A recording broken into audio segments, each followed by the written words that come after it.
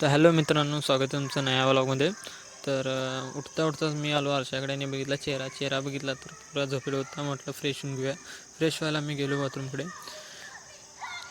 Fresh होऊन आल्यावर बघा चेहरा कसा एकदम गंडसचा का वाटतं, एकदम मस्तपैकी एकदम फ्रेश वाटतं. मिक्सरला ताण दिला आणि गेलं किचनमध्ये. म्हटलं दिवसभर झोपून राहिलं आहे, दुपारी पण काय खायला उठलं नाही. म्हटलं थोडी चहा नाही तर थोडं दूध पिऊया. तर किचनमध्ये येतात हे बघा आमचे आजोबा आहेत आणि ह्यानी दिवा लावत होते. मी म्हटलं झाडू पण नाही मारला आणि दिवा लावा, ठीक आहे काय होत नाही, हरकत नाही, झाडूला लावा. त्याला त्याला चहा करायचा विषय. मी चहा पिणार नव्हतो, मी दूध पिणार होतो.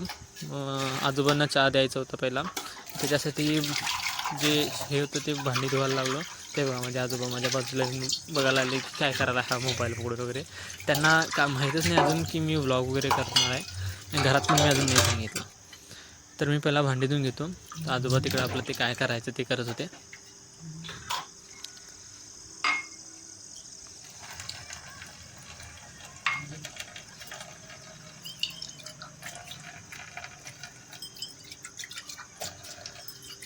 भांडी धुवून झाल्यावर आपण ठेवलो चहाला डायरेक्ट. हे बघा दूध नाही चहा एकदाच मिक्स करून ती चहा गरम करून घ्यायची.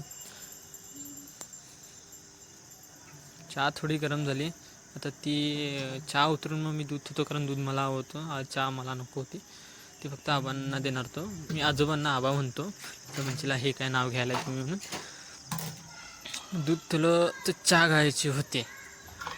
मी ती गाळणी त्या वाटीत ठेवलो आणि मग चहा गाळायला प्रॉब्लेम होता म्हणून मी असा घेतला फोन आणि असा लावला कपाटात लावला आणि घेतलं पक्कड आणि घेतलं भांडं आणि चहा गाळली.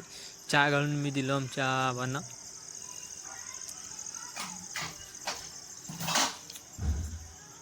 म्हटले लई फिरले असं, घ्या आता चहा प्या.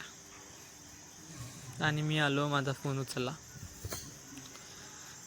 आणि म्हटलं दूध गरम करायला ठेवलं, आता करायचं काय. मग तेवढ्यात आठवलं की आपल्या घरात होम थिएटर पण आहे. मग मी लावला होम थिएटरचा बटन मारला आणि गाणे ऐकायला चालू केला. आता हा म्हणशील तर गाण्याचा आवाज काही ना, होम थिएटर पण चालू झालं. तर माझ्याकडे एकच फोन आहे, मग तेच त्याला ब्लूटूथ कनेक्ट आहे, त्याचा आवाज नाही ना. तेवढ्यात आपलं दूध पण गरम झालं. तर दूध आपण घेतलं ग्लासात. आता मला लागतं मी साधं दूध नाही पित, मी पितो त्याच्यात हळद आणि थोडीशी मीठ घालून. मला साधं दूध प्यायला मळमळ लागत होतं, म्हणून मी जरा त्याला चविष्ट करतो. त्याच्यावर बदाम असले तर ते वेगळं, खरं आता सध्याला घरात नाही. त्याच्यात थोडीशी घातली हळद आणि थोडीशी कमी. ते हळदीचं दूध शरीरासाठी चांगलं असतं. आता त्याचे फायदे काय आहेत ते तुम्ही मला कमेंटमध्ये सांगा. हळदीचा डबा ठेवताच पण उचललं मीठ पण एक थोडं चमचा घेतला.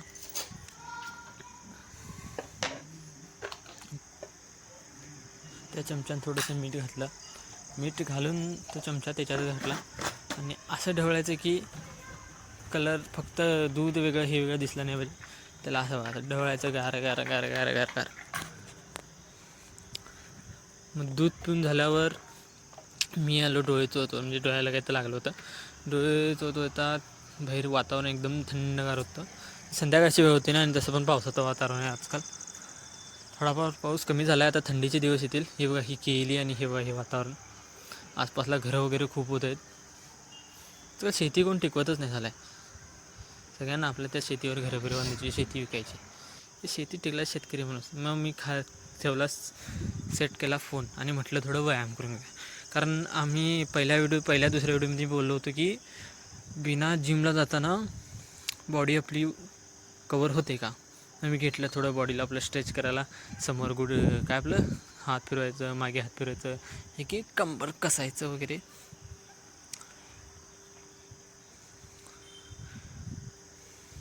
आता हे व्हिडिओ का ब्लिंक होते हेला मला नाही माहिती. तर तुम्हाला माहिती असेल तर प्लीज मला कमेंटमध्ये सांगा की असं का होतं आहे, म्हणजे मी ते जास्तीत जास्त सुधारणा करू शकेल त्याच्यात. थोडेसे असे हात वगैरे मोडायचं. हे झालं की थोडी आपली बॉडी अशी वाकून स्ट्रेच करायची. हे बेसिक आपली म्हणजे वर्कआउटच्या आधी जे आपण व्यायाम करतो, एक्सरसाइज, ते आहे.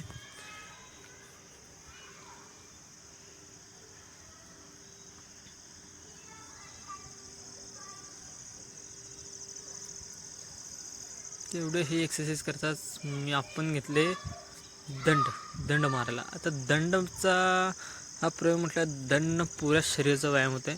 बाकी तुम्हाला इक्विपमेंटची गरज लागत नाही. अजून बॉडी बिल्डिंगमध्ये जाणार असेल तर तुम्हाला त्याची गरज लागणार कट्स वगैरे बसण्यासाठी. नाही तर आपली बॉडी ग्रोथ होण्यासाठी दंड पुरेसे आहेत. तर मी किती दंड मारले मला माहीत नाही, तुम्ही कमेंटमध्ये सांगा मी किती दंड मारले, कारण मी त्यावेळेला मोजत पण नव्हतो. दंड मारताना 10 आपले लागते नाही.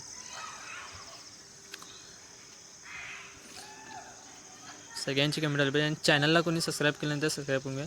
दंड मारून झाल्यावर तर मी गेलो डेंबल्सकडे. हे डेंबल्स माझ्यासाठी खूप महत्त्वाचे आहेत, कारण ते माझ्या बाबांची आठवण आहे. लास्ट आहेत ते माझ्याकडे. ते मला रोज म्हणायचे हे की मी डेंबल्स बनवतो, जिमला कशाला लावतोच पैसे घालून, आणि जाऊन व्यायाम वगैरे कर्जा वगैरे असं घरातच कर्जा मी शिकवतो असं म्हणत होते. तर ते डेंबल्स मी अजून जपून ठेवलेत. त्या डेंबल्सनं व्यायाम सुरू केला. थोडेफार ह्याचे जे मला स्टेप माहिती आहेत ते मी मारले. आता तुम्ही म्हणत असं बॅकग्राऊंडला जो आवाज येत असेल, आता बाहेर पोरं खेळतात त्याला आपण नाही काय करू नाही शकत, कारण त्यांना खेळायला अडवू नाही शकत. तर एक्सरसाइज होता. मी आलो खाली कारण मला भरायचं होतं पाणी, आणि थोडा पाऊस येतो. त्याच्या आधी मला पूर्ण पाणी भरायचं होतं. तर आजचा ब्लॉग कसा वाटला हा कमेंट करून सांगा. भेटूया पुढच्या ब्लॉगमध्ये.